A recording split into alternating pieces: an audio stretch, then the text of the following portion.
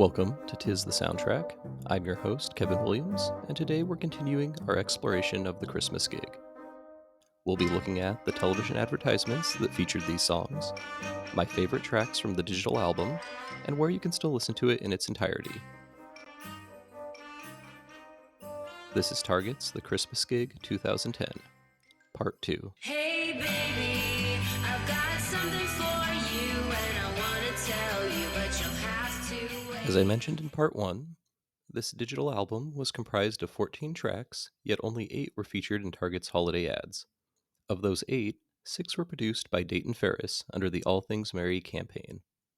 Dayton Ferris is the husband-wife team of Jonathan Dayton and Valerie Ferris, the same Jonathan Dayton and Valerie Ferris who have directed a mountain of music videos for bands including Red Hot Chili Peppers, REM, and Smashing Pumpkins.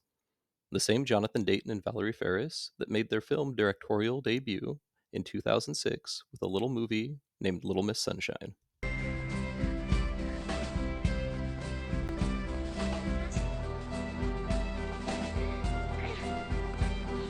I was able to track down 5 of their 6 commercials, mostly from the blogs and YouTube channels of the creatives, agencies, and artists involved in the project. They are Mrs. Claus Ain't Got Nothin' on Me. This commercial features the song Mrs. Claus by Little Jackie and shows multiple copies of a woman superimposed over the top of each other and completing an array of holiday activities like cleaning, decorating, cooking, and wrapping gifts, all while her partner slowly untangles and strings a strand of lights on the tree. I ain't got no time for a nap. No, I gotta make this holiday glow like a light bulb. Tie it all up in a big shiny bow. I'm a home for the holiday superhero. Toy Jackpot. This commercial features the song Toy Jackpot by Blackalicious and depicts a pair of children coming down the stairs and tearing into their gifts, but played in reverse order. You see the gifts rewrap themselves, stockings refill, and it ends with the children rewinding up the stairs. Rip it open in a second and it's time to play. I was up all night in anticipation, feeling electric jewels and jubilation. You tied peril from the local congregation, make it tough to hold my patience. Electronic Santa. This commercial features a robot constructed out of tech gadgets of the day and 2 kids in gold tracksuits that look like they could be straight out of a 90s Puff Daddy video, all dancing to the song Electronic Santa by Blazer Force.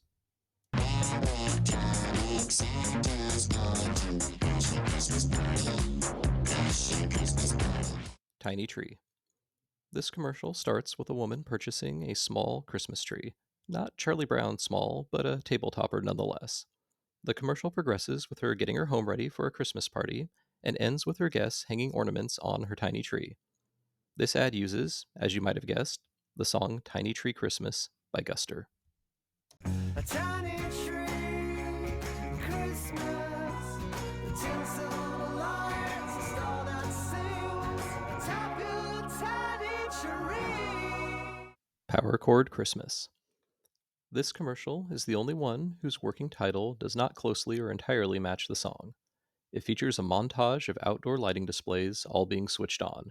Houses, trucks, basketball hoops, barn doors, stuff like that, all being lit up with an amount of lights that would make Clark Griswold proud.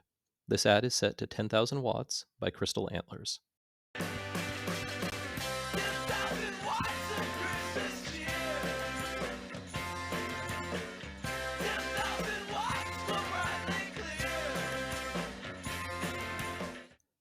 You'll Never Find My Christmas.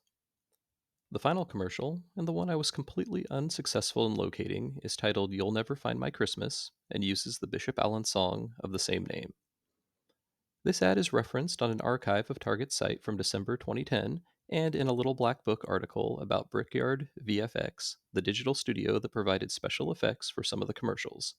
But, other than the title, I have no idea what this commercial was about, nor can I find it anywhere. If anyone remembers seeing it or has any information, please let me know. Next, in a segment I'm calling Tis the Top 5, which may at first blush appear similar to the 5 Golden Things segment from the Can't Wait for Christmas podcast, but I assure you is in no way, shape, or form an attempt to infringe on any trademarks or intellectual properties of Sweet Timmy B. We are going to look at my 5 favorite tracks from this album. Number 5, It's Christmas by Coconut Records. Welcome back, my friend. Feels like it's been so long. You come around just once a year and then you are gone. So stay with me tonight and we can wake up with a smile. Oh, Christmas. It's Christmas is the work of Jason Schwartzman's one man solo act, Coconut Records. You may be more familiar with Jason from his acting career, where he's portrayed one of the Sherman brothers in Saving Mr. Banks, the final antagonist Gideon in Scott Pilgrim, and has appeared in just about every Wes Anderson movie. He was also the drummer and songwriter for the band Phantom Planet, whose song California was used as the theme song for the show The OC. California, here we come, right back where we started from. It's Christmas is quite similar to other Coconut Records works, including Night Timing, an album which came out a few years earlier and produced the hit song West Coast, which also appeared on the OC. It's Christmas is a slowed down, melodic, melancholy soaked 2000s California indie tune, and there's nothing wrong with that. Number 4, Mrs. Claus by Little Jackie.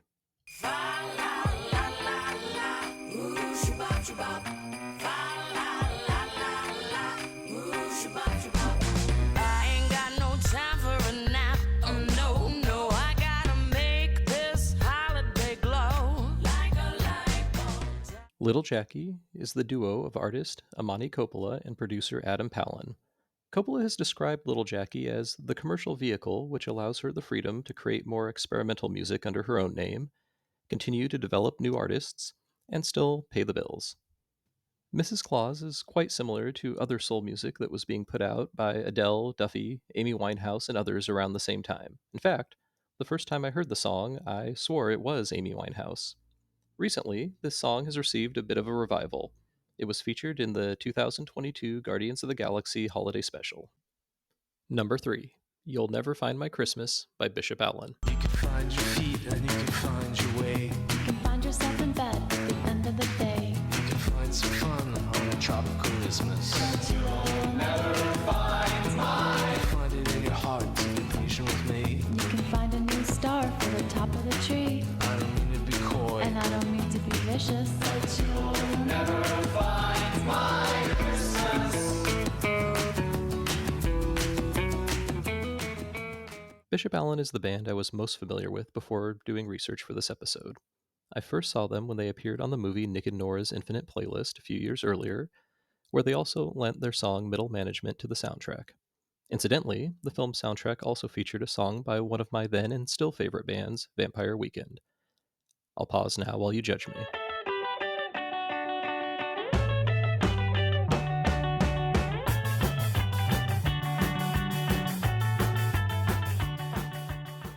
I mention this because there are a lot of similarities between the two bands and the music they were creating at the time. They both had that East Coast, Ivy League, indie art rock aesthetic.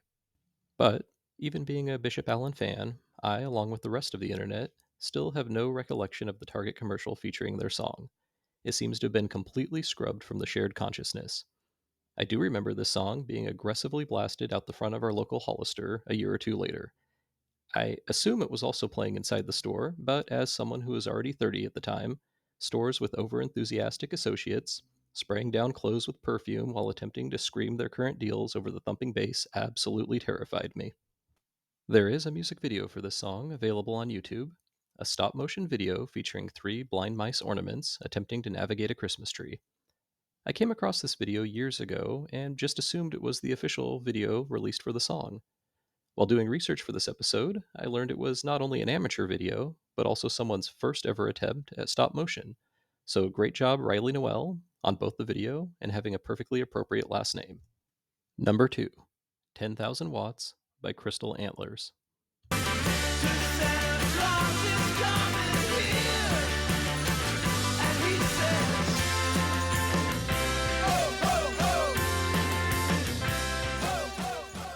I really like this song. It's a bit of a departure from the other tracks on this album. Instead of being soft or delicate, 10,000 Watts is pumped up, its strained vocals over driving guitars and percussion. Crystal Antlers was going through some personnel changes around the time this album was recorded, and their sound was changing too. If you like 10,000 Watts, it most closely resembles the works on their Two-Way Mirror album released the following year. Honorable mention, Electronic Santa by Blazer Force. Electronic Santa Claus, the electronic Santa Claus, the electronic Santa Claus, the electronic Santa. Electronic Santa's going to rock you body. Electronic Santa receives the honorable mention not because it's one of my favorites, but because it seems to be the song most remembered from this campaign. There are tons of YouTube videos featuring it, some where people have gone through the effort of editing the commercial clips into full music videos.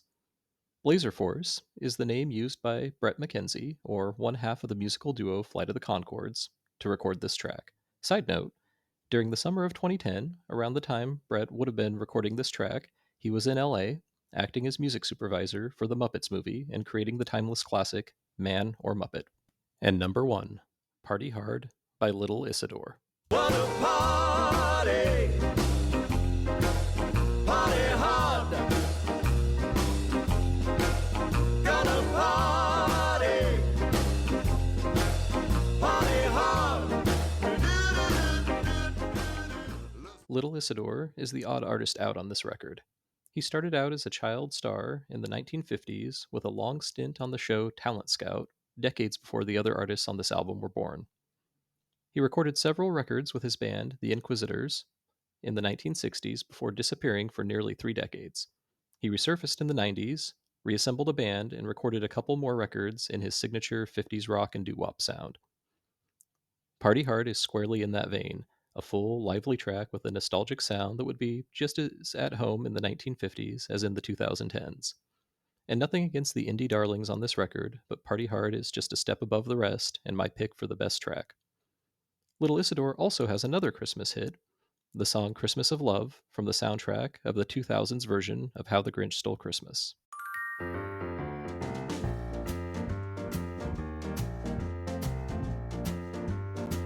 Baby, picture you and me hanging around a Christmas tree. Lastly, let's take a look at how you can obtain a copy of the Christmas Gig 2010.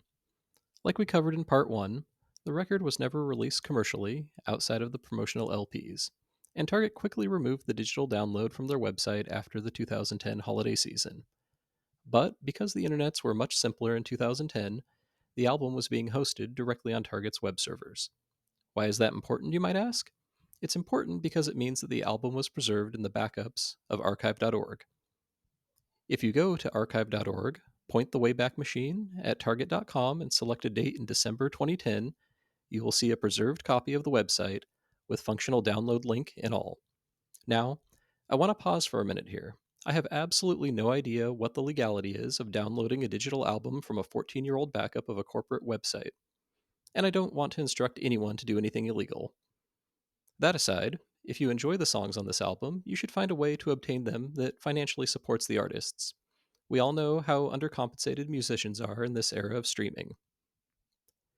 And with that, we'll wrap up this episode.